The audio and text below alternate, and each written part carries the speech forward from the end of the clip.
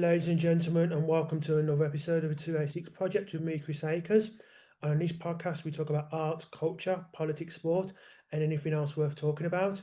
If you like what I hear, please like this video and subscribe and all of that good stuff. So today's guest is a football writer whose latest book I've just read, which is here. It's called Go to War, Football on the Brink in the 1980s, which is a very different time. He wasn't a glamorous, yeah, and he's holding a copy there himself. Um, it was, it wasn't as glamorous time as we have with football now. It wasn't as glossy as it is now. The author's name is Jon Spurling, and he's here to talk about his book, which is thoroughly enjoyable. Hello, John.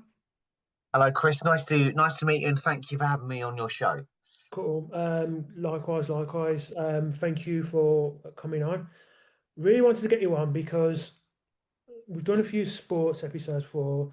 Sometimes we've done retroactive if it's like a biography of a particular athlete, but your book is about a particular period in time. Brilliant book, I have to say, excellent book, how it covers the whole span of the 80s and goes into real detail about the major points, even some that I didn't know. Mm. But first question I'd like to ask you is just to set the scene. We've come to the 70s where the English sides in particular are doing really well in Europe. We've come to Yeah. the 1980s, so set the scene for us at the start of the 80s. What was football like at that point? So, I mean, football at that point was, at a crossroads. So I did before I wrote "Go to War" on the 80s. I wrote "Get It On" the 70s. So that was the prequel to this book. And actually, someone asked me the other day. They said, "Can you actually divide football into decades like you have?" And I think you can. And the reason I think it works quite well is because in May 1979. Um, uh, Margaret Thatcher came into power, which I think has a big impact on football in the 80s for different reasons, as we'll no doubt talk about later. Um, but it's also the fact that in May 1980, Nottingham Forest win their second European Cup. For a club of Forest size to win the Champions League now is almost unthinkable. But as you say, there's that bit where at the end of the 70s, English clubs are so dominant in Europe. You've got Liverpool, Nottingham Forest, you've got Aston Villa in the early 80s, you've got clubs in dominating the UEFA Cup as well, like Tottenham and Ipswich. But the English national team has struggled because they haven't got qualified for the 1974 or 78 World Cups. And so you're getting to 1980, a new decade. But what's affecting football is hooliganism, the English disease, as it was known, and that you've got an economic recession in as well, which has kind of been lingering since the 70s. And perhaps because of both of those things, the recession and hooliganism tendencies are going down. They're going south rapidly. So football is facing, two or three existential crises really at the start of the 80s. And I guess this is a story, the 80s book, of how football tried to deal, often I have to say very, very unsuccessfully, with all three of these issues. Hooliganism, the state of grounds, as we'll see, comes back to bite football badly in the 80s, and various new club directors, a new generation, trying to solve the issue of falling attendances and how they try to make their clubs viable again. So there's a lot going on in the 80s. Cool. So let's start with the England national side. Yeah. In fact, because in fact, actually, Scotland had qualified for two World Cups, the last Yeah. two World Cups in the 70s, and they'd also qualified for 82, and they had a brilliant side, although they never got past the group stage in any of those tournaments. Yeah. Well, for England in 82, it was a different story because although they qualified for the World Cup, they famously lost to Norway with that famous commentary at the end of it. You guys took one hell of a beating and so on. Mm. And something that actually that was actually going to repeat itself in the 90s, ironically enough, with Underground Taylor. Yeah. But what was the England team like? What was people's expectations of England going into that World Cup? Because they hadn't qualified for 12 years. And when the last Mm. time they actually qualified out of a group, it was back in the 60s because obviously they qualified in 1970 as Yeah. winners. So what were people's expectations of England going into the World Cup, especially as we were playing France in the first game? That's right. It's interesting because, yeah, as you said, they hadn't actually qualified for a World Cup since 1962. Because obviously in '66 they were the hosts, so they got through automatically. So it's been a long time. I mean, what we often forget is that England qualified for the 1980 European Championships. It's a largely forgotten tournament now, partly because the games weren't of a high quality. And it wasn't quite what we call the Euros. There were only 8 teams involved, but England did qualify for that. They won one, drew one, and lost one, and they went out at the first stage. But what was interesting about that was that on paper it was a very very strong team with a large number of those players from Forest and Liverpool being European Cup winners. So actually, the 1980 team, the Euros, perhaps on paper should have done better than it did. But they went out at the first stage. And what people remember 1980 Euros for really is the hooliganism, where England were playing Belgium in the opening game, and the Italian riot police fired tear gas at the crowd. And Ray Clements, the goalkeeper, the game had to be stopped because he had tears streaming from his eyes. So people remember that. So going into 1982. The World Cup is a different beast. It was much bigger, and again, there's cautious optimism about how England would do.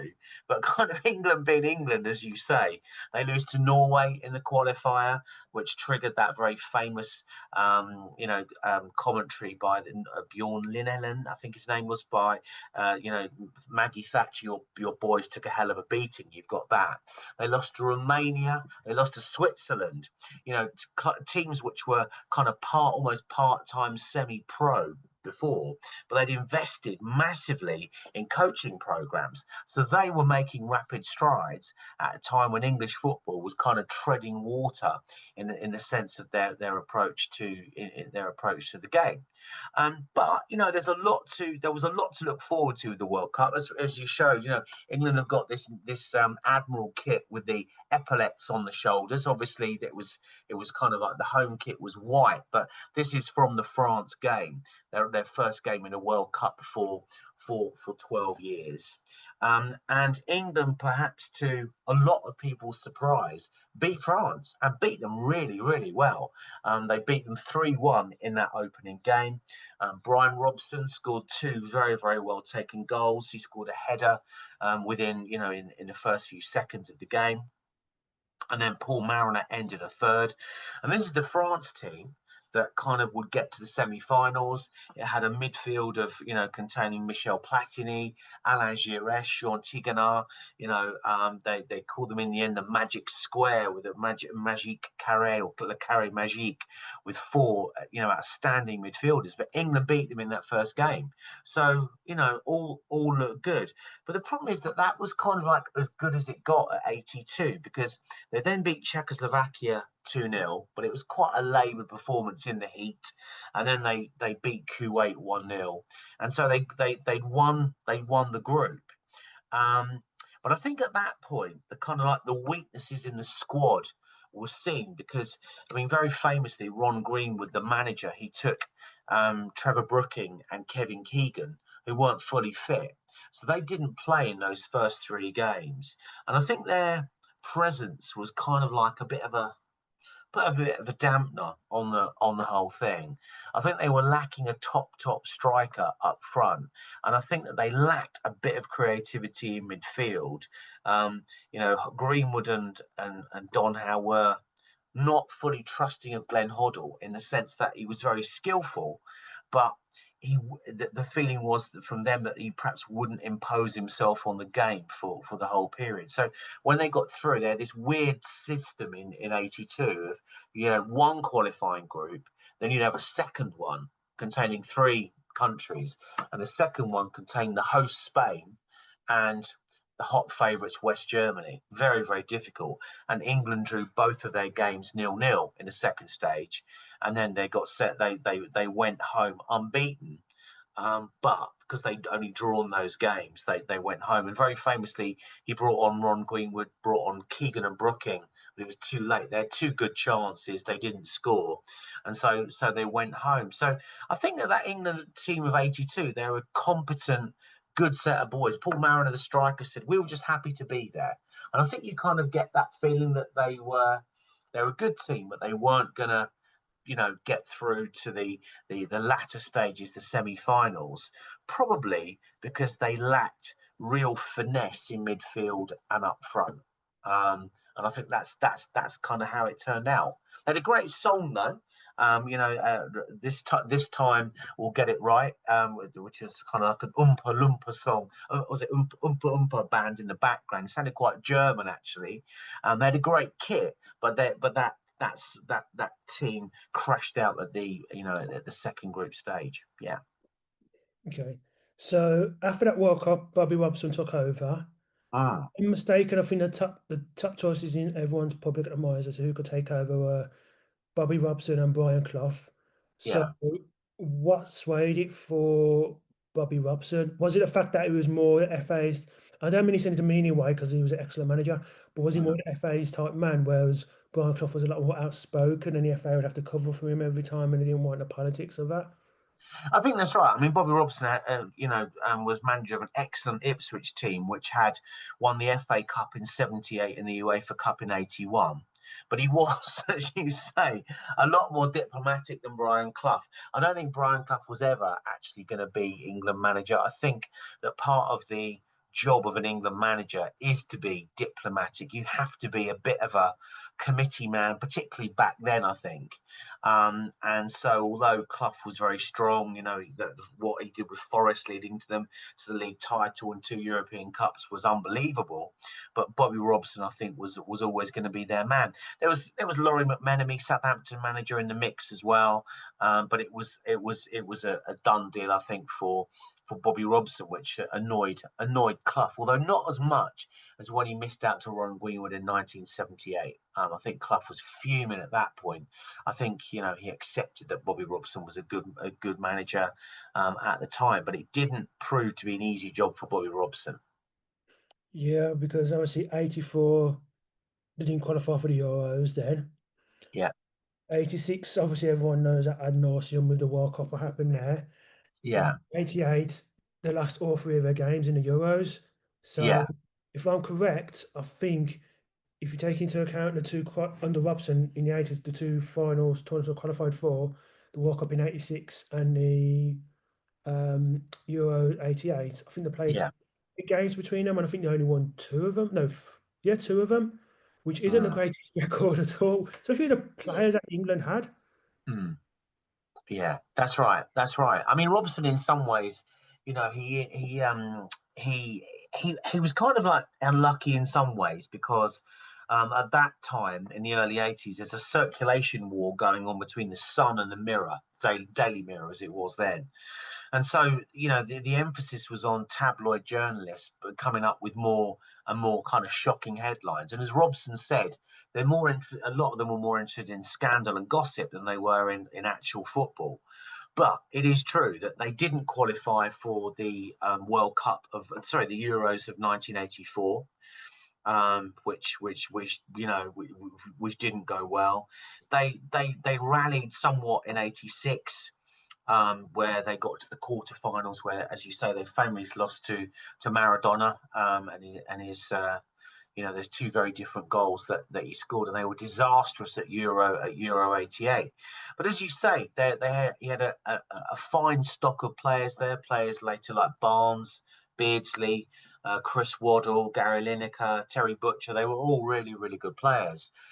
Um, and I think in some ways that he struggled, Bobby Robson, again to find the right kind of style to get the mix right between the English grit and determination and aerial game and the skill on the ground. And again, Glenn Hoddle is a good example of that.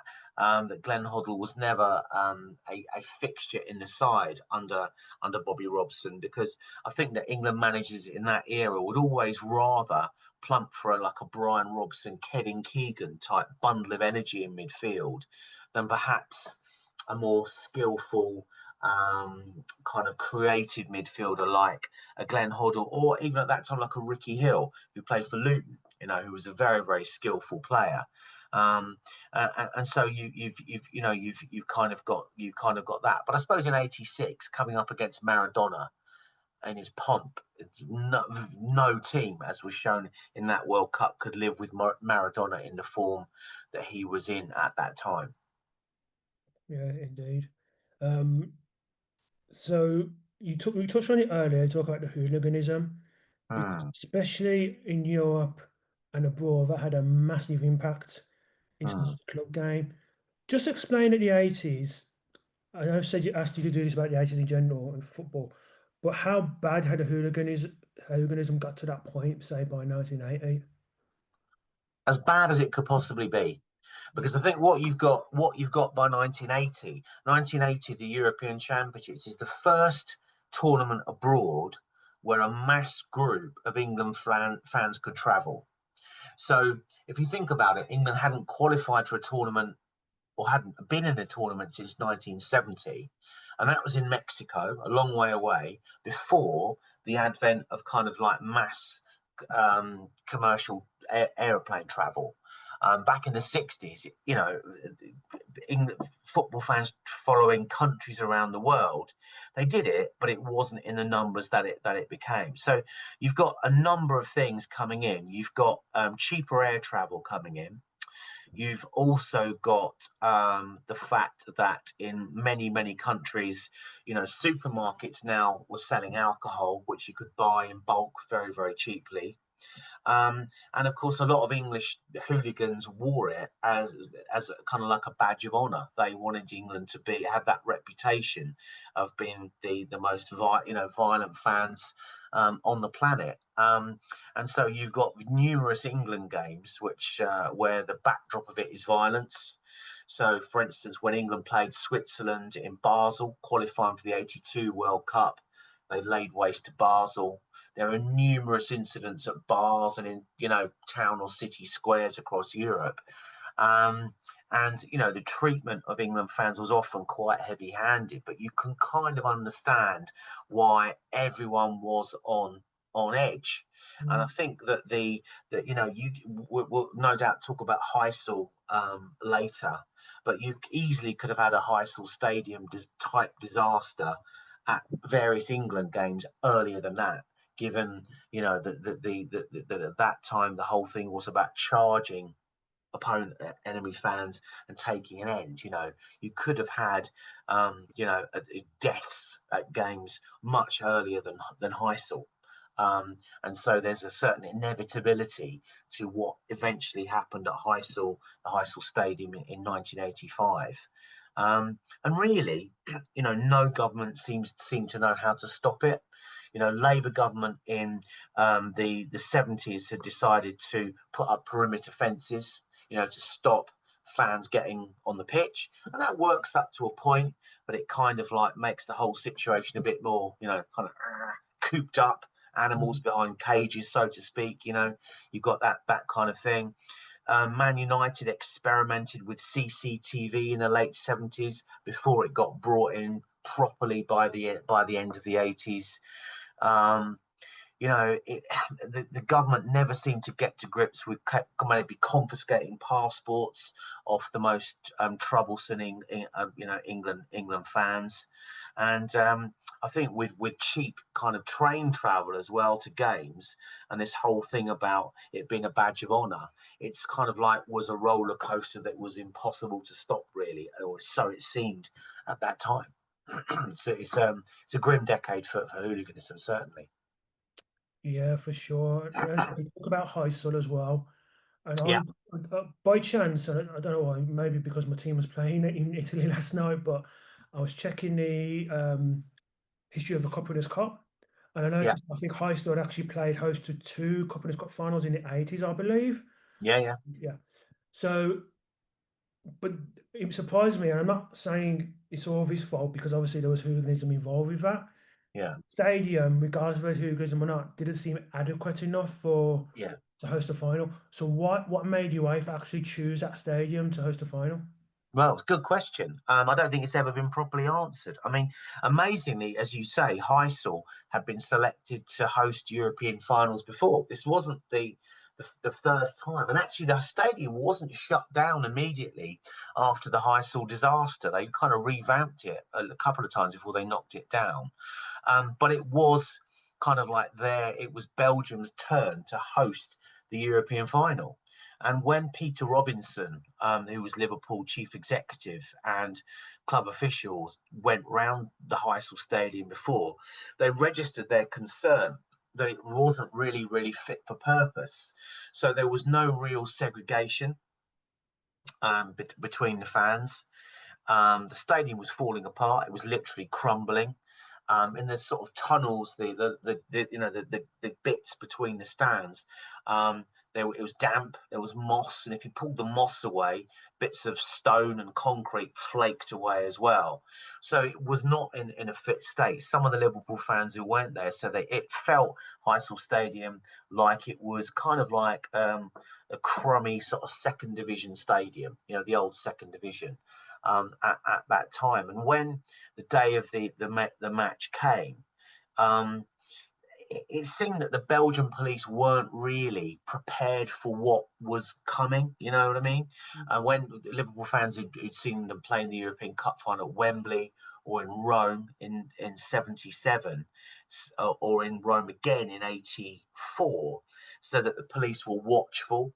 They were watching what was going on, and crucially, in those other games, there was a no alcohol zone near the stadium. Now at Heysel, that they said the police weren't watchful. There was no segregation. Um, you could buy alcohol right outside the ground on pop-up stalls. There was incidents of fans, Liverpool fans or fans kicking, bits out of the concrete outside and like almost tunneling and crawling into the stadium, taking crates of alcohol. So it's a perfect storm. And there's a certain, as I say, inevitability to what's going on. I mean, there was a lot of talk after the game that the National Front had infiltrated the Liverpool fans because National Front were very active at games at that in that time. There was a lot of talk of different accents. Were they really Liverpool fans, or were they Chelsea, West Ham, Millwall fans that had infiltrated it? And it's never really been properly answered because the ticketing arrangements were so chaotic that, unlike now, when you go abroad, there's no names and passports that kind of match up to it. You could buy tickets for the final from bucket shops back in Liverpool or in London, and so there's never been really known who was, whether there was a rogue element out there or what. But as we know, what we can definitely say is that a large number of football fans lost their lives that night at Heysel when fans from the Liverpool section charged the Juventus fans in the neutral zone, and because the Juventus fans kind of like moved away, it led to the collapse of a wall and crushing, which led to the number of deaths that we had. And I think from that point on, English football had to change. Football couldn't carry on in the way that it had, particularly as that was the month where the Bradford fire had taken place on the last day of the season, the match between Bradford and Lincoln City, where many lost their lives. And also, and the one that's often forgotten about, is the Birmingham City Leeds game, the last game of the season at St Andrews, where rioting meant that a wall collapsed, killing a young boy who was at his first game. So you've got the St Andrews riot, you've got the Bradford fire, you've got Heysel, three events in a month, which led to fatalities. And people shouldn't go to football and ever think they won't go home. They'll lose their lives, and so football from that point had to change. But even then, it takes the Hillsborough disaster to actually lead to the Taylor report, which meant that Stadia turned all-seater. So it takes another disaster on top of that 4 years later, to really change the face of English football. It's very, very sad. With Heysel, Bradford in particular, and the Birmingham, the St Yeah, Andrews riot. St Did you Andrews. get? Yeah. Because I know a Taylor report, but I've forgotten in the book you mentioned there was a government commissioned another inquiry regarding that stadium. What was that called, and what was the recommendations? Yeah, that's the Popplewell report. Yeah. So Justice Popplewell, that he was commissioned. He there was a Popplewell report that came out in the wake of the three disasters in May 1985, and I wouldn't say it's kind of like a cosmetic exercise because actually what Popplewell proposed, there was common sense. I mean, what he said is that any new structures built at football could no longer be built from wood because then you eliminate the threat of fire. It tightened up safety certificates. Um, Alcohol now was banned from being consumed within the grounds. Yeah, which again makes sense. And of course, what was found in the wake of the Bradford fire is that doors were locked on the main stand on the road, but mainly to prevent people coming in, late, who were trying to get in without paying. But of course, what the doors being locked meant is that people couldn't get out when that main stand went up in flames. So they tightened up on stewarding.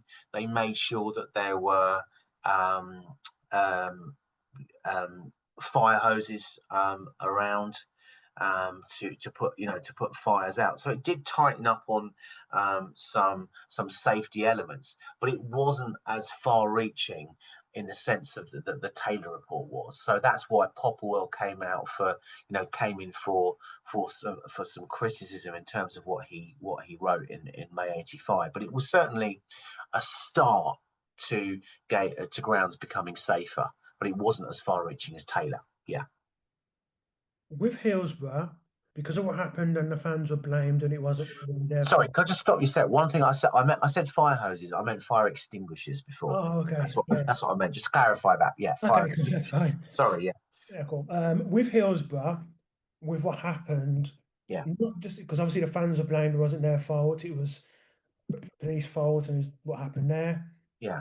It's a case that actually went beyond sport. One, because Yeah. it made unwanted history it being resolved for like 27 years, I believe it was.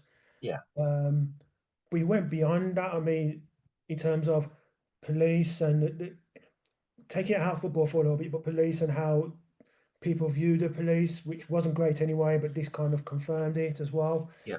It was especially a Taylor report as well. That event in particular was so far reaching for Yeah. other matters. I know you've not written this in the book, but how did the rest of the world take Hillsborough? Because I imagine they've seen something like that, because there seem to be similar stadiums in Europe. And did they think, Mm, well, actually, we all need to change? Like, Rife probably sort of, actually, we need to change entirely, like our stadiums, how we deal with it mm, as well. mm. So when you say what the rest of the world, did you mean how do they view Highsalt or Hillsborough? Hillsborough, because High Hillsborough. School, I kind of imagine it was almost confirming what they already Yeah. thought.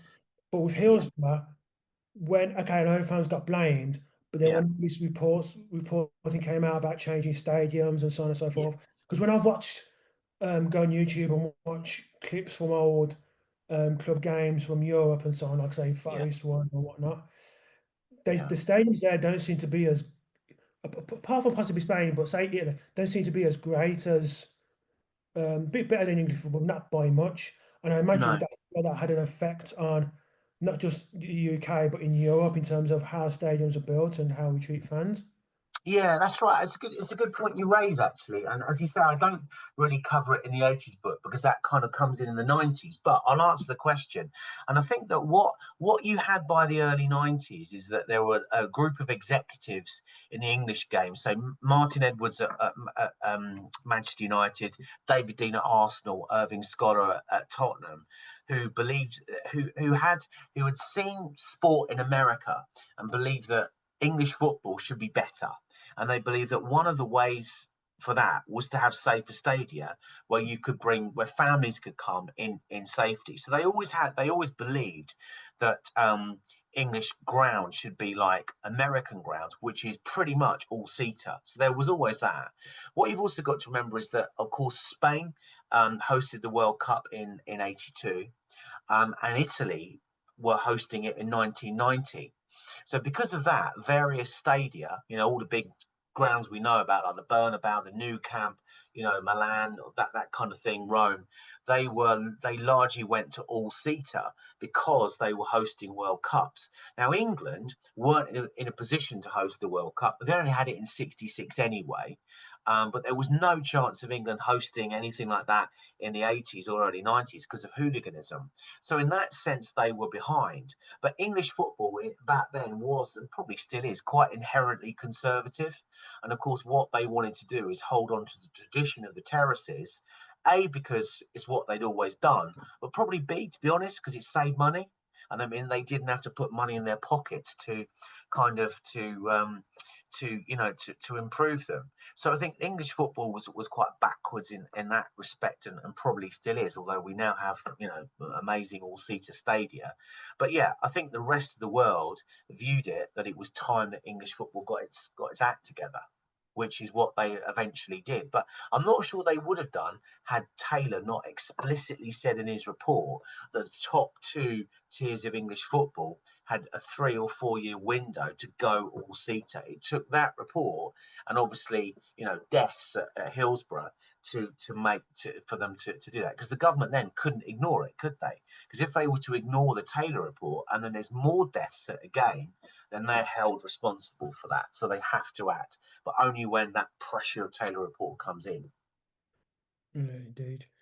So that happens with hooliganism, but in the Yeah, first time, and obviously, and with high school, that led to a ban for English clubs, yeah, which wasn't lifted until the 1990-91 season. mm, Obviously, Liverpool still couldn't enter the European Cup for another season. yeah, But what's interesting is the first half of the 80s, Liverpool aside, some of the English clubs that win Europe, you and possibly Spurs as well, because I had won a couple of times trophies in mm, Europe at that stage. You wouldn't expect them to have won in Europe. So like Ipswich Town, UEFA Cup, Aston Villa with the European Cup yeah, as well.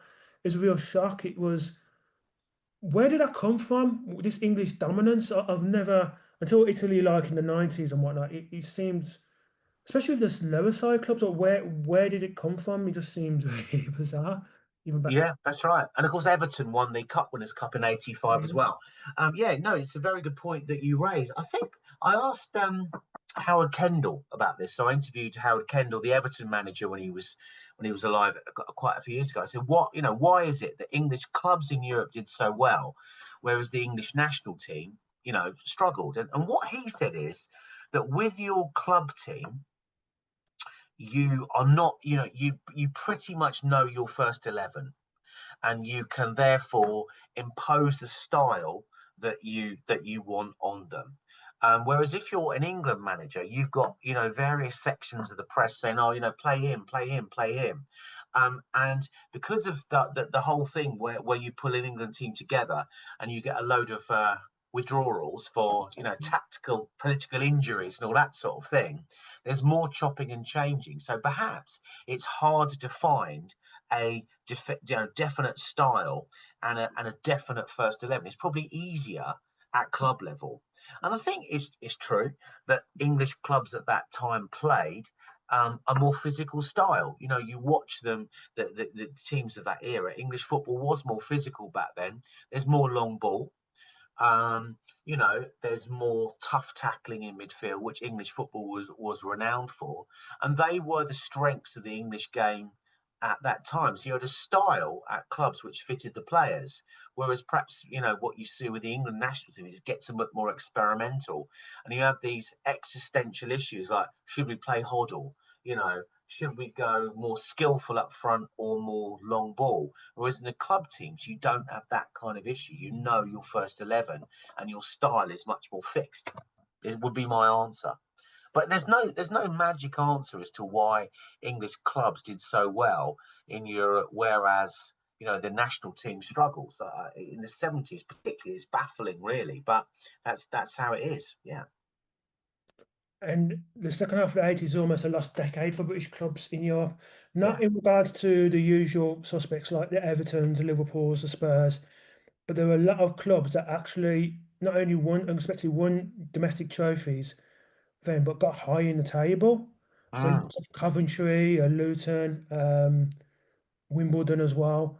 Yeah, I think Southampton missed out. Norwich, but when they Yeah. won the League Cup in '85, and my team Arsenal, '89 they won the league. They didn't have a chance to play in the European Cup because of it. So there were a lot of clubs who missed out. I think I'm right in saying, and I might be wrong though, that the club that missed out most in terms of not just quantity but quality was Everton, because Mm. Everton missed out on two European Cups and certainly one go at the UEFA Cup. There might have been two, I can't remember, but Everton, probably missed out most of all. And as Howard Kendall says, it was manager of Everton at the time. You can never get that chance back.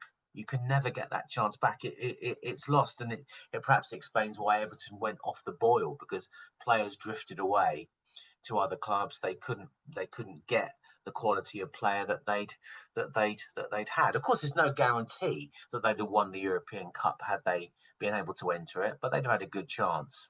Yeah. I think in your book, Howard Kendall says, echoes that sentiment about Everton being favourites for the European Cup in 85, 86. Mm. Because he said, well, you look at Steaua Bucharest, they came from nowhere and won it. Obviously, Yeah. Barcelona, who had an English manager who knew about the English game. Yeah. Also, they wondered about, he did worry what would happen if Everton had drawn Juventus in the tournament. That would have been a very tricky fixture, not just in terms of how good Juventus were being holders, but just politically, how would that happen? Would they be kept apart? Like within one each? It's a minefield. It is a minefield. It's like what would have happened if England had been drawn against Argentina in the '82 World Cup with the Falklands War only Mhm. just having ended. The government didn't have an answer for it. I mean, they there's hoped then they got lucky because none of the home nations play because Scotland and Northern Ireland qualified. They got lucky that none of them drew Argentina. I don't know whether it would have had to be played behind closed doors. Maybe that would have been an option. If Everton had played Juventus the year after the Heysel disaster, it would have been very, very difficult. And as you say, there are plenty at that time of Eastern European clubs who shocked, English clubs. So Liverpool, I think, lost three times to clubs from behind the Iron Curtain. Steaua Bucharest won it against Barca in '86. So yeah, it wasn't a guarantee that Everton would have won the European Cup. I suspect they'd have gone a long way in the tournament anyway. Yeah, indeed, Yeah, indeed. You talked about there about Everton breaking up, and obviously yeah, it wasn't just the players who moved on, it was manager Howard Kendall who went to Athletic Bilbao. yeah, The reputation of England managers now isn't great. I know Eddie Howe's doing good things with Newcastle, but generally yeah, speaking, it's not great. Compared to the actual coaches behind the scenes have actually got a decent reputation, but the managers themselves haven't. But back in the 80s, it was different because you had Terry Venables went from QPR to Barcelona. I think Rob yeah. Atkinson went.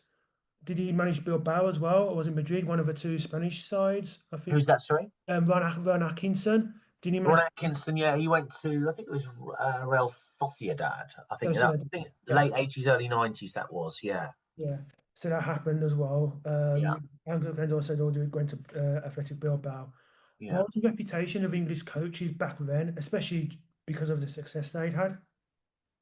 Yeah, I think that Venables was sought after by Barcelona because his Crystal Palace team and then his QPR team played a more expansive style of football than perhaps English clubs were known for. So Venables, I think, was perhaps because of his personality as well. He was very gregarious, wasn't he, Terry Venables? So he would have been sought after abroad. But it's interesting that Clough, he was allegedly Barca tried to poach him in the '70s, but he didn't go. Um, but there were none. There were, to mind in the '80s to poach, a Liverpool manager or Clough. Um, but than that, and I think that English managers were seen as being very good at coaching their teams to play in an English style of football. You know, and I Mm, think it was seen as that it was maybe quite insular in a way. It's the English way of doing things, but you wouldn't necessarily want to import that style to a club abroad. I think that was the thinking at the time, anyway. cool. You also mentioned the National Front, Yeah, and something I didn't know from reading your book was I think 85 was when Kick It Out was formed. yeah, Is that correct? Yeah. I imagine this is the era where your black players were still having bananas thrown on the pitch as well. yeah, And yeah, obviously, sadly, racism still goes ahead. At the time of recording this, this is after the European Super Cup. And Matthias yeah, Towers had racist tweets as well after what happened. It yeah, was just disgusting. But yeah. back then, I mean, it was a lot more visible, I imagine.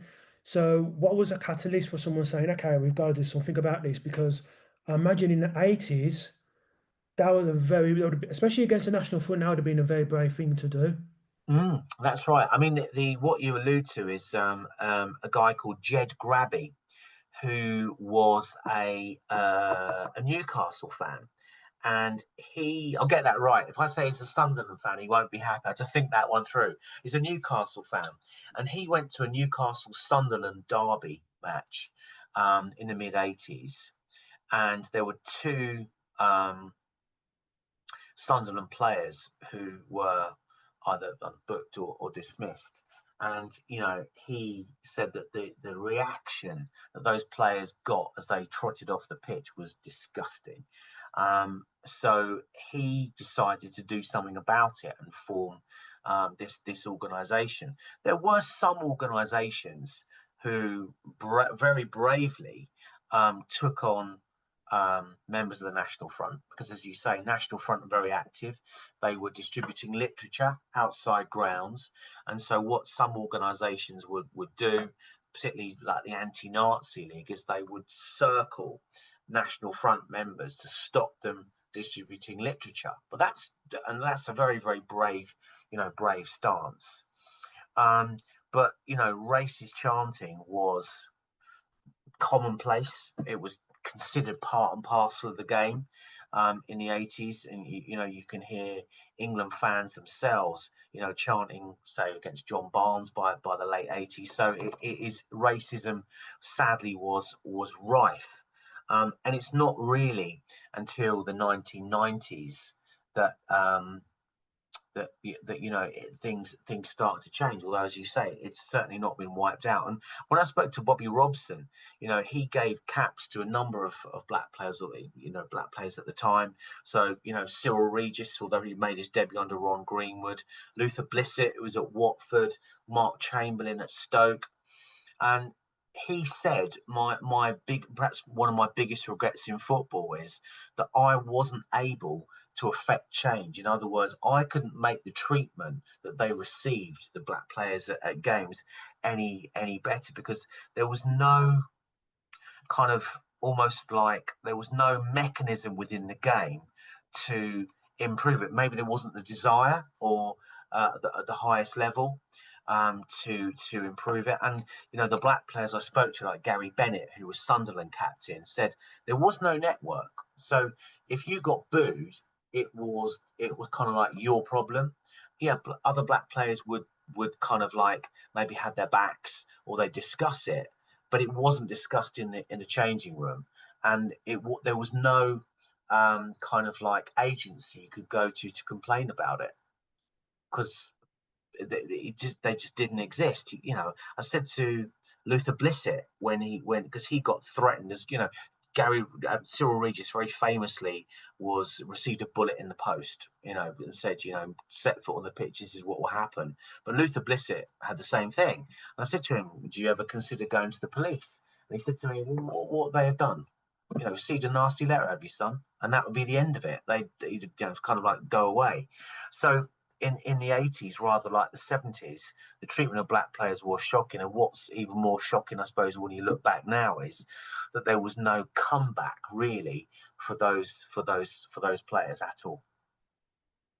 Were there rare instances of players actually saying something in the media? So, again, I think in your book you mentioned Kevin Keegan, Yeah. I think was interviewed and he held his National Front leaflet and TV and just ripped it up. But that Yes. seemed few and far between. And then there's another instance involving Howard Gale, who played for Liverpool. Yeah.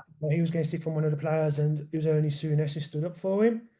As I say, the That's fact right. that the fact that you got teammates are going through that, And even behind in the confines of the changing rooms, no one really seemed to be speaking up about it.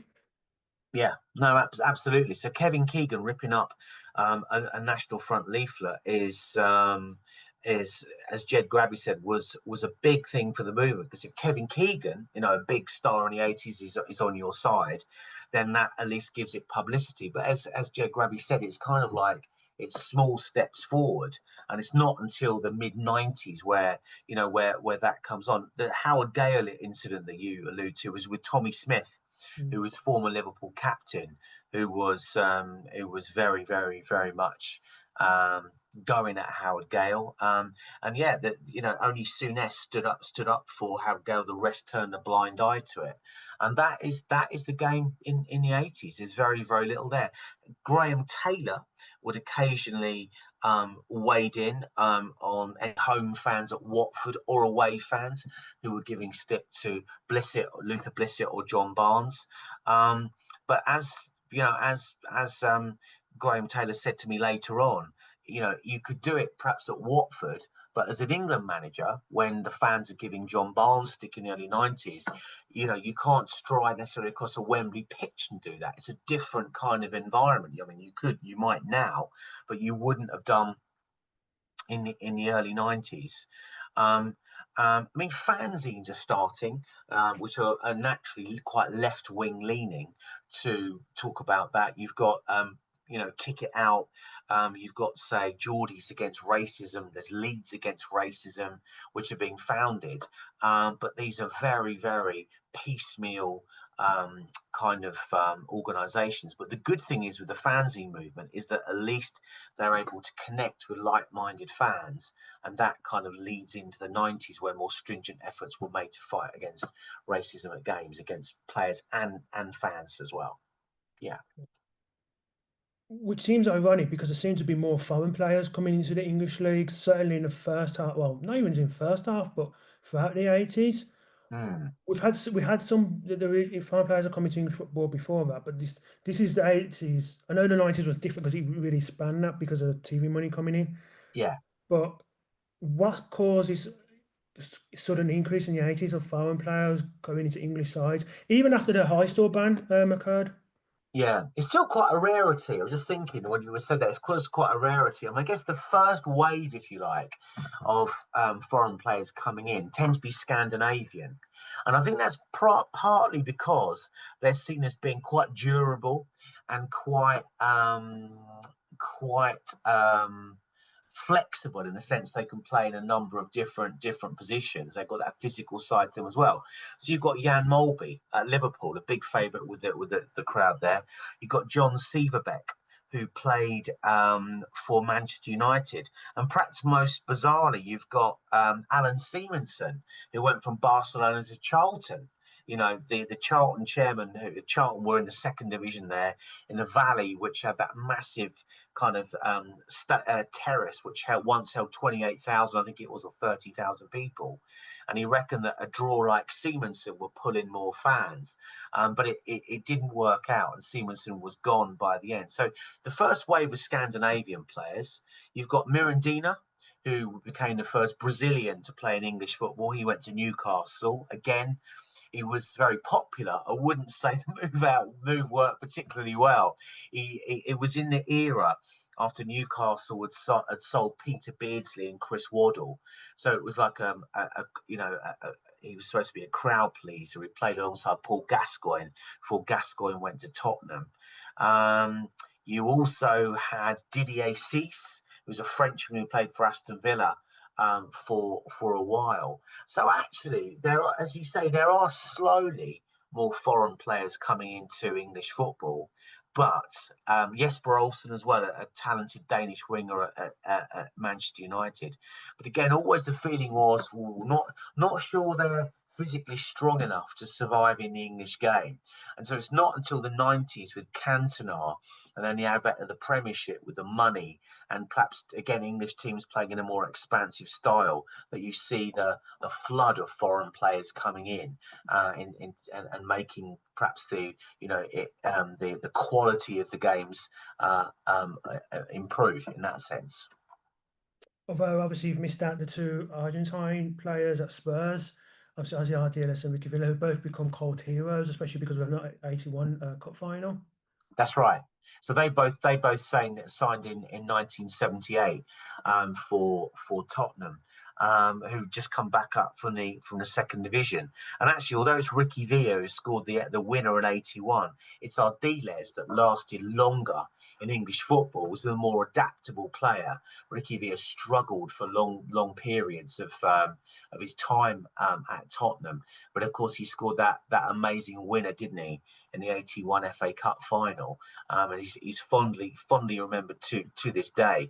But yeah, as I say, it's true though that foreign players were a rarity before they became more commonplace in the '90s. Yeah, And you start to see, speaking of that, you've got English players, more of them going abroad as well, but especially in Italy, and you're starting to see the Italy start, it's like dominance almost when it's yeah, English players are going abroad. So they also have Luther Blissett at AC in Milan, Graham Souness, well, British players, Graham Souness went to Sampdoria, along with Trevor Francis yeah, as well, and maybe others have missed that, Mark Haitley as well. yeah, Again, what sparked that? Because they started going even while British clubs were doing well in Europe. yeah, So, yeah. That's right. I mean, I think it's partly money. I think the money on offer in Serie at the time was very high. And Italy had relaxed the rules as well because after the '66 World Cup, where Italy went home at the first stage, having been beaten by North Korea, there was a no foreigner rule in Italian football. But by the early '80s, that had been relaxed to one, then two foreign players. Um, and the type of players that went to Italy were quite skillful ones. So Trevor Francis, Ray Wilkins, who we haven't mentioned, they went. Ray Wilkins went to AC Milan. Graham Souness went to Italy as well. So quite skillful midfielders whose game was seen as being more suitable, if you like, for the English game and for the Italian game. Glenn Hoddle famously, Graham Rix, two skillful English midfielders. They went to France, where the pace of the game was slower. It's quite a sad indictment, perhaps, that the most skillful English players thought that really English football, the hurly burly of the English game, wasn't for them. So they went abroad, and I think it ties in quite neatly. Margaret Thatcher was concerned at the start of the decade about, as she put it, the brain drain. So the best scientists, the best kind of computer engineers, because computers are coming in by the early '80s, were going to America because they got paid better. And so the brain drain, the talent drain in English football was a matter of concern for English football because obviously they were going as well. There's actually Bob Paisley who came up with the Paisley plan, where he came up with the idea that if you went abroad, you wouldn't be allowed to play for the English national team as like a punishment kind of thing. And he actually he first mooted that when Kevin Keegan went to Germany in the late '70s. So he was anti that, and Brian Clough as well believed that if you went abroad, you shouldn't be able to play for the national team. So it's incredible to think that those ideas were floated around then. But there was real concern that all the best English players would go abroad and leave a dearth of talent really in the English game. That's the concern they had at the time. although it's ironic you say you was extraordinary that idea happened, albeit for different reasons. The same thing applies to English rugby now. So if you leave the Premiership, Yeah, you can't basically play for England at all. yeah. Which I know it's for different reasons, but yeah, it's very odd. Is that in place now, Chris? I don't really follow rugby. Is that in place now? Is Yeah, it? so Yeah. you have countries. I think there's countries where you can do that and still play for your national side if you've won a certain number of caps. Right. England is different, where if you go abroad, you can't. When I say abroad, I mean even outside of the Premiership. I'm not even talking about the Pro Leagues, the Celtic League, and South African sides. You Yeah. basically can't play for your you can't play for your country. And it's not just England that do that, by the way. Like I think Wales do something similar, but if Yeah. that only applies if you've got underneath, you haven't got so many caps. I can't remember what the limit is, But you've got so many Sure. caps, and if you captures below that number, you can't. So it does happen a Yeah. lot in other countries, but I think it's more because of one of the best players to play in the Premiership, so that's one way of doing it. Although Frank Yeah. pays more, so how long that will last, I don't know. No.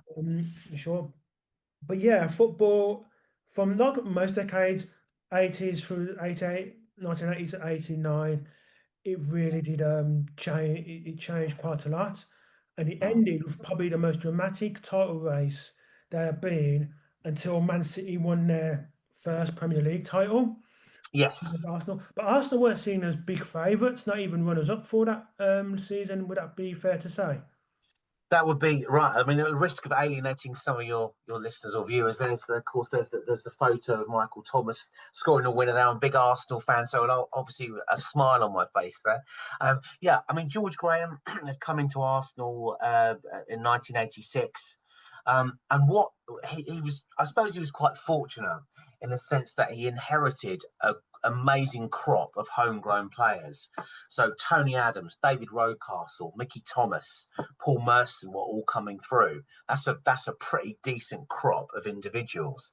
Very quickly, he kind of got stuck into the team, and as he saw it, those who were perhaps a bit past it, like Paul Mariner and Tony Woodcock, were shipped out. Charlie Nicholas, big favourite with the crowd, but perhaps not a team player, were gone as well. And the emphasis was on, I mean, you now call it the high press. Arsenal relentlessly pressed opponents. And the players that he signed were what I would call definitely blue collar players. So he signed Lee Dixon, Steve Bold from Stoke, Alan Smith from Leicester. They weren't Kevin Richardson from Watford. They weren't what you would call star players, but they were willing to fit into the unit that he wanted, and they worked relentlessly hard. So I'd say the high press, that the strikers, Smith and Merson, were expected to they were the first line of defence. Don't let the centre backs come out and play the ball. And so Arsenal, yeah, they made progress. They won the Littlewoods Cup in 1987. 88 they lost in the final, but 88, 89 they were odds on really to win the title for a long time, until they stumbled right at the end when they drew at home against Wimbledon and then lost to Derby first, then drew against Wimbledon. So you had this amazing scenario that the last game of the season against Liverpool, the only reason it was played then was because of the Hillsborough disaster. It was supposed to have been played earlier in the season, but it got postponed and put back until late May.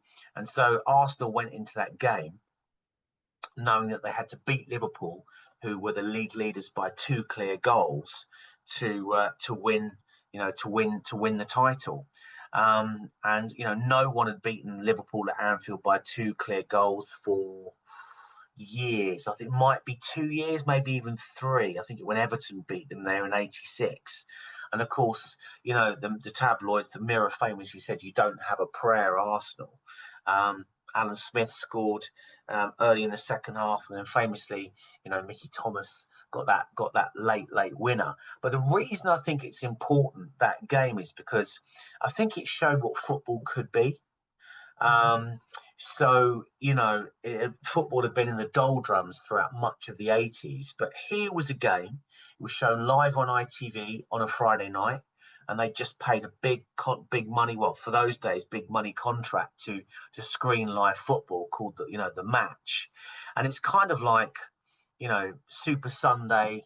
What do you call it? What's the Sky thing? Magic Monday? What's it called? I forget what Oh, they. Soccer Saturday. So yeah, all of that rolled Yeah. into one, and then some. I mean, I spoke to Jim Rosenthal, who was on the pitch at that time, and he said, these days that game, Sky or TNT Sports will bite your hand off to show that game, and it's a real kind of vision of what football will become in the 90s. Got the massive TV audience to watch these two great teams. Jim Rosenthal was on the pitch interviewing players, which hadn't really been done before. And of course the drama at the end. You've got the whole thing of that season about the tragedy of Hillsborough. The sadness from Liverpool fans from missing out on the league title because they'd already won the FA Cup. You've got this amazing young team with Arsenal coming through to triumph. So you've got tragedy, salvation, triumph all rolled into one. And I think at that point, football or TV companies realise, you know what?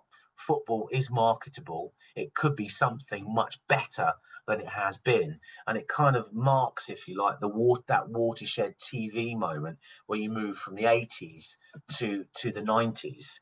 So although you might not be an Arsenal fan, a lot of you can see that it shows what football and this symbiosis between football and TV will become in the next decade. Yeah.